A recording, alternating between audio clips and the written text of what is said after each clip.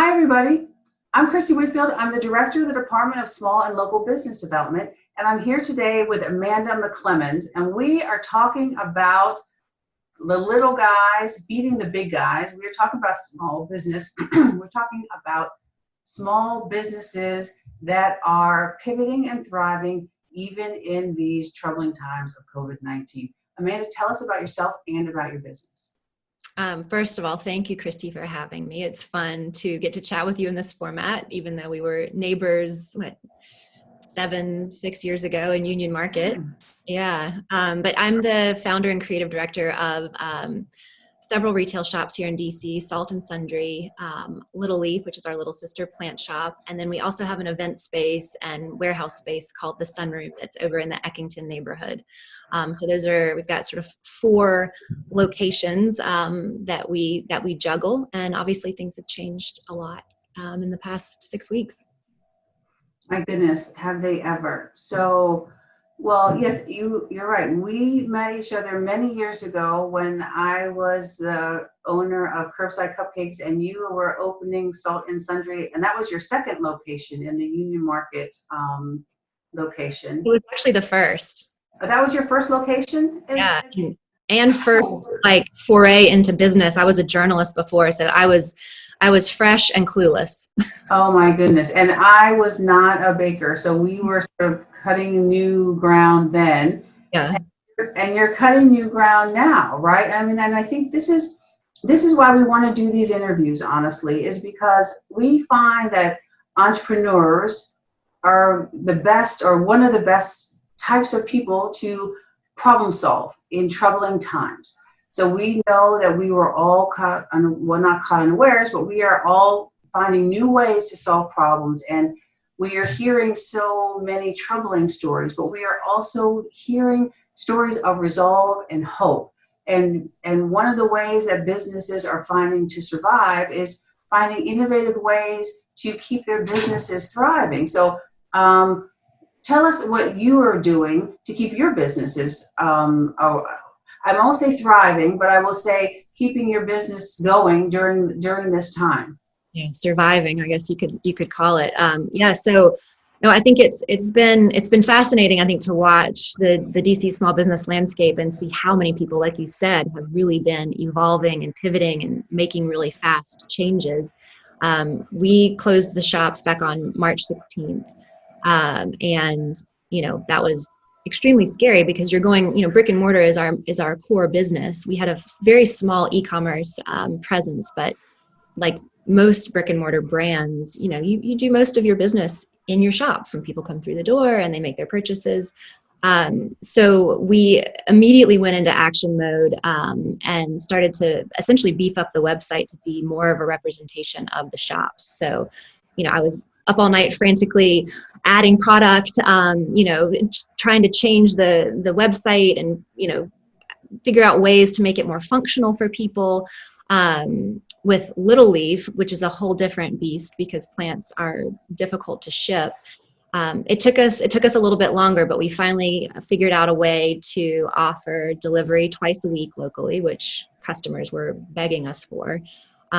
So, we just kind of jumped into action mode, which I have to say, this has been such an extraordinarily stressful time for everyone. And I've been grateful that it's like, let's just stay busy and push as hard as we can in whatever way we know how to do, right now. And how can we continue to reach our customers? How can we continue to give them, what they look to us for?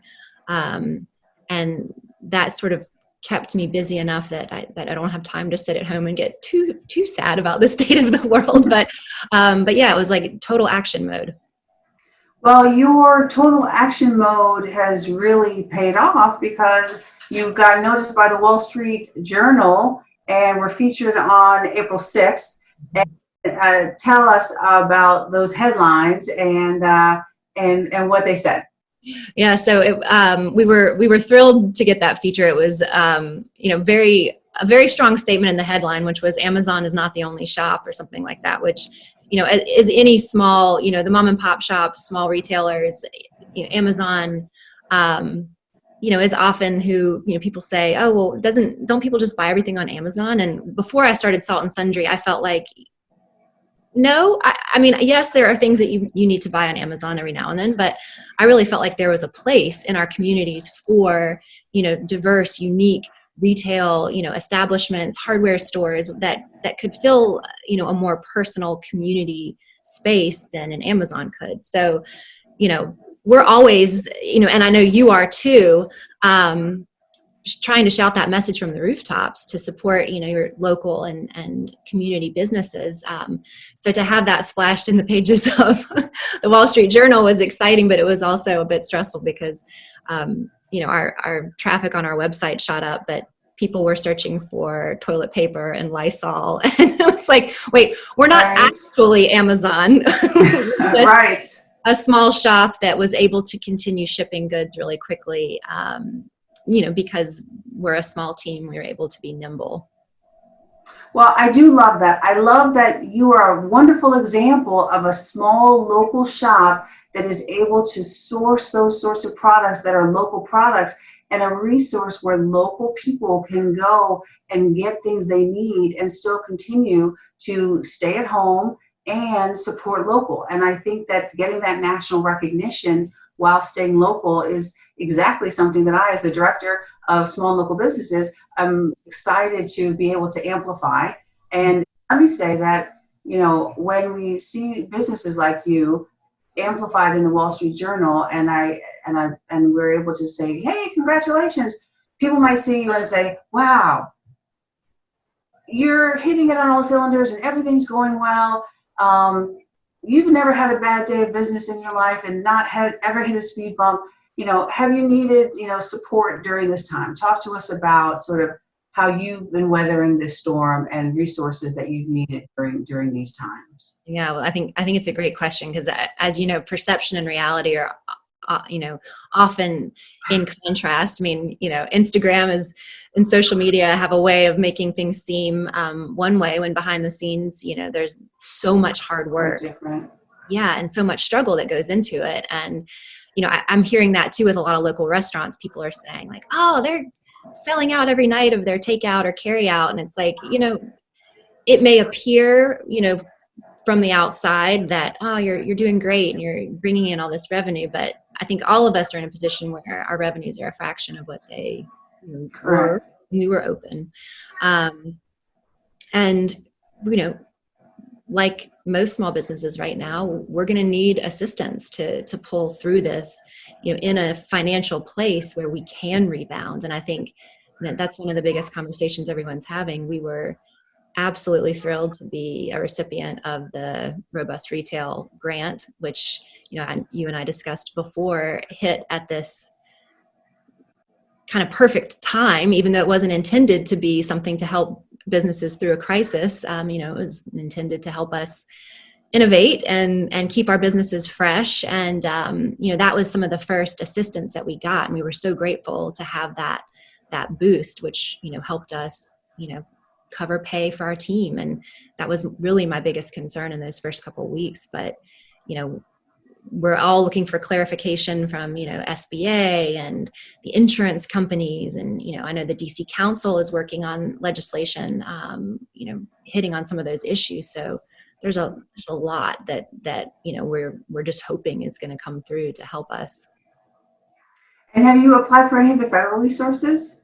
We did. So it's like pretty much anything that goes live, the day it goes live, we've been applying for it. Right. And, that's one of the most heartwarming things is that, everyone, the small business community in DC is so supportive. And, I get an email from, this business owner, this restaurant owner, this bar owner. It's like, have you applied for this? This thing's coming online. Did you hear about this? And everyone's really trying to, make sure we all have the information and that we're all sharing the resources, which is awesome. But we were fortunate to get a PPP loan. But again, that is a mixed bag right now because we all need clarification on, whether or not the loan forgiveness will happen. Right.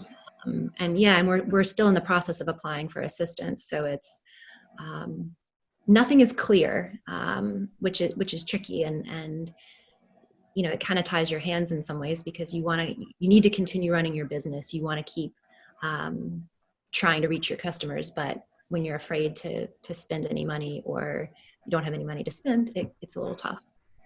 Yeah, I think that is one of the things that is really, it is hard in these times. You touched on a lot of things there.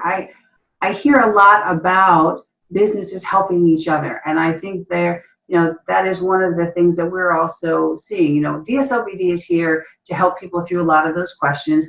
I think the videos like this, of just hearing other businesses like yourself talk about this, knowing that other businesses are asking these questions and looking for resources. DSLBD is here to help walk businesses through some of these questions. We are working with the SBA to try and get answers and help figure out some of the questions that they're trying to figure out.